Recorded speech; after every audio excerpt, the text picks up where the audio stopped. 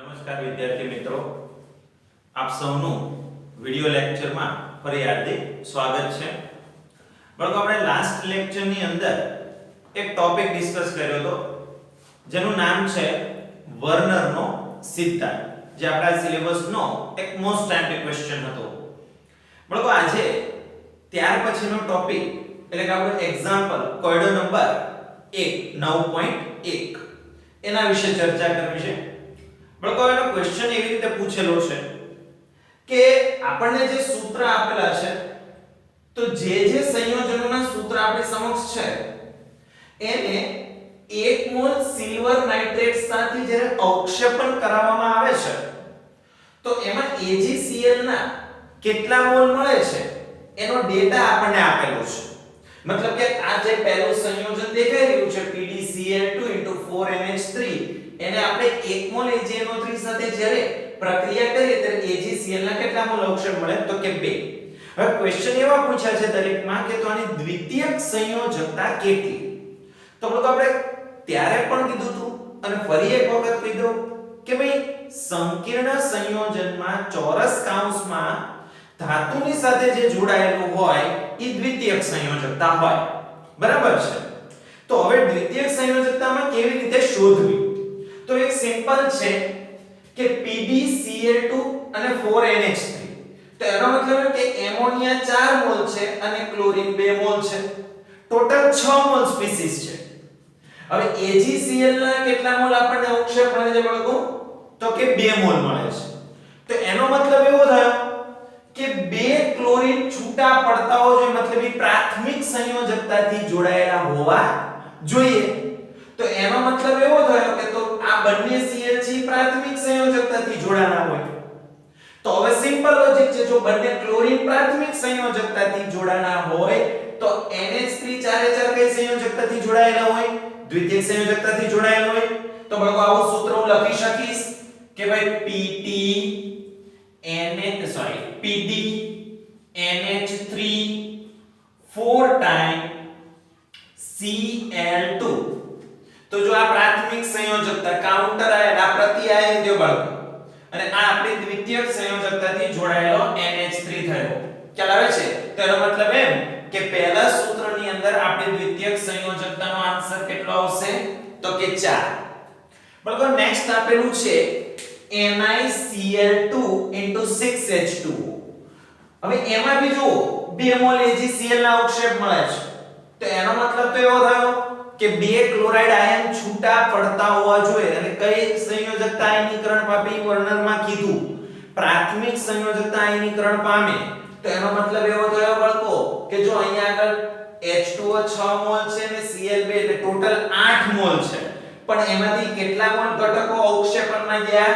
તો કે 2 chloride ion ગયા, એટલે કે 2 મોલ ક્લોરાઇડ આયન ગયા. તો એનો મતલબ એમ થયો કે તો આ 6 H2O છે કઈ સંયોજકતાથી જોડાયેલા હશે? દ્વિતીયક સંયોજકતાથી જોડાયેલા હશે. તો એનો મતલબ એમ થયો કે બીજાનો આન્સર શું આવશે? દ્વિતીયક સંયોજકતા કેટલી? તો કે 6. બાળકો, અહીંયા આગળ ત્રીજા સૂત્રની અંદર જો જોઈએ તો PtCl4 2HCl અને કીધેલું છે AgCl કેટલા મોલ અવક્ષેપણ પામે? તો કે 0, મતલબ એક પણ Cl અહીંયા આગળ તો કે છૂટો પડતો નથી. તો એનો મતલબ એમ થયો કે તો આ 2 HCl છે E અને આ જે 4 Cl છે એ આ બધું ધાતુ સાથે દ્વિતીયક સંયોજકતાથી જોડાણું હોય. તો એનો મતલબ એમ થયો બાળકો કે આ 4 અને આ 2 મતલબ આની પણ દ્વિતીયક સંયોજકતા કેટલી આવશે બાળકો? 6. પછીનામાં COCl3 4NH3. બાળકો, એમાં કેટલા મોલ AgCl મળેલું છે? 1 મોલ. એનો મતલબ એમ કે 1 Cl માઈનસ 1 ક્લોરાઇડ આયન છૂટો પડે છે. તો 4 એમોનિયા 3 ક્લોરીન 7 છે, 1 છૂટું પડે તો દ્વિતીયક સંયોજકતા પણ કેટલી આવશે આમાં? તો કે 6 આવશે. બરાબર. અને બીજી વસ્તુ તો કે છેલ્લું PtCl2 2NH3. તો બાળકો એમાં જો શૂન્ય, મતલબ એક પણ Cl છૂટો નથી પડતો. તો 2 એમોનિયા અને 2 Cl, તો આની દ્વિતીયક સંયોજકતા કેટલી આવશે બાળકો? 4. ઓકે. તો આ રીતે આપણા દરેક સૂત્રની અંદર તમે દ્વિતીયક સંયોજકતાને શોધી શકો છો. ઓકે બાળકો ત્યારબાદ આપણો જે ટોપિક આવે છે એનું નામ છે દ્વિક્ષાર અને સંકીર્ણ ક્ષાર વચ્ચેનો ડિફરન્સ શું છે. તો બાળકો દ્વિક્ષાર હોય કે સંકીર્ણ ક્ષાર હોય બેમાં એક મુદ્દો કોમન છે. શું? તો કે બે કે તેથી વધુ સ્થાયી સંયોજન, મતલબ કે જે સંયોજનનું પોતાનું અસ્તિત્વ છે એવા સંયોજનના તત્વયોગમિતીય ગુણોત્તર એટલે કે તત્વોના યોગ્ય પ્રમાણમાં જોડાવાથી જે ક્ષાર મળે છે એ દ્વિક્ષાર પણ હોઈ શકે, સંકીર્ણય હોઈ શકે. જો બંનેમાં કોમન જ મુદ્દો છે કે બે કે તેથી વધુ સ્થાયી સંયોજનોના તત્વયોગમિતીય ગુણોત્તરમાં સંયોગીકરણથી દ્વિક્ષાર પણ રચાઈ શકે અને સંકીર્ણ ક્ષાર પણ રચાઈ શકે. હવે કયા કયા દ્વિક્ષાર છે અને કયા કયા સંકીર્ણ ક્ષાર છે તો બાળકોના ઉદાહરણની વાત કરીએ પહેલા તો કે સૌથી પહેલું છે KCl MgCl2 6H2O. બાળકો ખાસ યાદ રાખજો આને કહેવામાં આવે છે કાર્નેલાઇટ. KCl MgCl2 6H2 એને શું કહેવાય? કાર્નેલાઇટ. FeSO4 NH4 twice SO4 6H2O આને કહેવાય છે મહોરનો ક્ષાર અથવા આને બાળકો રાસાયણિક રીતે યાદ રાખો ફેરસ એમોનિયમ સલ્ફેટ તરીકે પણ ઓળખવામાં આવે છે. અને પછી છે KAlSO4 twice 12H2O. બાળકો આને કહેવાય છે પોટાશ એલમ. પણ બાળકો આ પોટાશ એલમ નું અણુ સૂત્ર નથી, એનું પ્રમાણ સૂચક સૂત્ર છે. પોટાશ એલમ નું અણુ સૂત્ર થાય K2SO4 Al2SO4 3 time into 24H2O. બરાબર.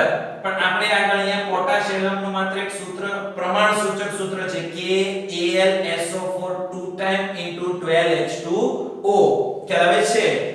હવે બીજી વસ્તુ તો તરત પ્રશ્ન થાય કે સાહેબ આ સંકીર્ણ ક્ષાર અને દ્વિક્ષારમાં ફરક શું? ફરક એક જ છે બાળકો કે દ્વિક્ષારને જ્યારે તમે પાણીની અંદર દ્રાવ્ય કરો તો એનું સંપૂર્ણપણે સાદા આયનોની અંદર વિયોજન થાય. જ્યારે સંકીર્ણ ક્ષાર હોય એનું સાદા આયનોમાં વિયોજન થતું નથી. જેમ કે તમારી પાસે આ કાર્નેલાઇટ છે બાળકો, આને જ્યારે તમે પાણીની અંદર દ્રાવ્ય કરો છો તો બાળકો આમાંથી K+ એ છૂટું પડે, Cl- એ છૂટું પડે, Mg+2 પણ છૂટું પડે. બાળકો આ મોહરનો ક્ષાર છે, પાણીમાં દ્રાવ્ય કરો Fe+2 છૂટું પડે, NH4+ પણ છૂટું પડે, SO4- પણ છૂટું પડે.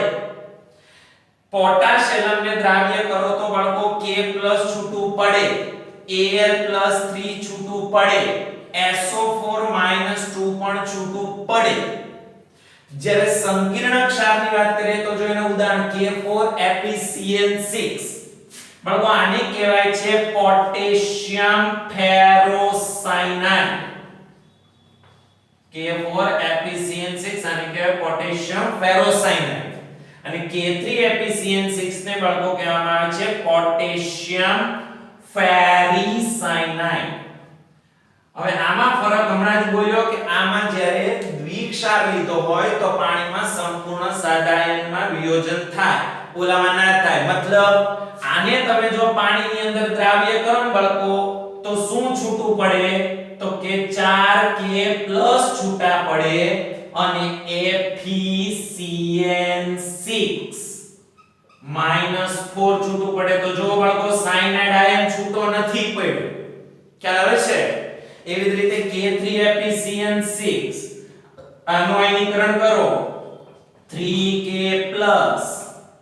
FeCN6- 3 તો જો એમાં પણ સાયનાઇડ છૂટો પડતો નથી.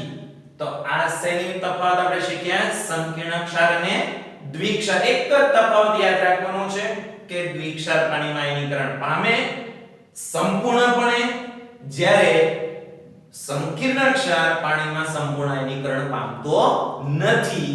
જ્યારે એમ આયનીકરણ પામે પણ દરેક આયનો છૂટા પડતા નથી. ખ્યાલ આવે છે?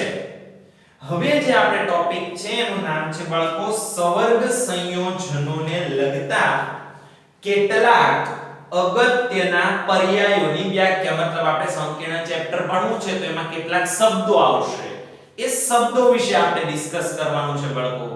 તો એ શબ્દની અંદર સૌથી પહેલો શબ્દ આવે છે સવર્ગ સ્પીસીસ. તો બાળકો કોને કહેવાય સવર્ગ સ્પીસીસ? તો કે જે સ્પીસીસમાં ધાતુ પરમાણુ અથવા આયન નિશ્ચિત સંખ્યામાં આયન કે અણુઓ સાથે બંધિત થયેલ હોય તેને સવર્ગ સ્પીસીસ કહેવાય. આપણે પાઠની શરૂઆતમાં કીધું બાળકો કે ભાઈ તમારી પાસે સંક્રાંતિ ધાતુ તત્વો હોય, ઈ જ્યારે કોઈ તટસ્થ અણુ કે ઋણ આયન સાથે બંધિત થાય મતલબ જોડાય તો જે સ્પીસીસ બને એનું કહેવાય બાળકો સવર્ગ સ્પીસીસ અથવા સંકીર્ણ સ્પીસીસ કહેવાય. જેમ કે જો COCl3NH3 3 ટાઈમ તો આમાં કોબાલ્ટ આયન છે ઈ ક્લોરાઇડ અને એમોનિયા સાથે જોડાણો. બાળકો અમે NiCO4 એમાં નિકલ ધાતુ છે ઈ કાર્બોનિલ ગ્રુપ બરાબર C ડબલ બોન્ડ O ના 4 મોલ સાથે જોડાય છે. પછી આમાં છે Pt એટલે કે પ્લેટિનમ. પ્લેટિનમ 2 ક્લોરીન 2 એમોનિયા સાથે જોડાય. FeCN6-4 એમાં Fe ધાતુ 6 સાયનાઇડ આયન આરે જોડાય. અને CONH3 એમાં કોબાલ્ટ ધાતુ આયન જે 6 મોલ એમોનિયા સાથે જોડાય. તો આ બધી ટોટલી જે સ્પીસીસ છે બધી કઈ સ્પીસીસ થઈ બાળકો? સવર્ગ સ્પીસીસ થઈ. ખ્યાલ આવે છે? તો આજે આપણે ટોપિક ડિસ્કસ કર્યો ઈ સંકીર્ણને લગતો એક શબ્દ હતો. બીજા પણ શબ્દો બાળકો આપણે ડિસ્કસ કરવાના છે, પરંતુ એ જે આવતા લેક્ચરની અંદર કરીશું. જો તમને અમારા દ્વારા અપલોડ કરવામાં આવતા વિડિયો પસંદ આવે તો અમારા વિડિયોને લાઈક જરૂરથી કરો અને શક્ય એટલો વધારેમાં વધારે શેર કરો કે જેથી બીજા વિદ્યાર્થીઓને પણ ઘેર બેઠા આ એજ્યુકેશનનો લાભ મળી શકે.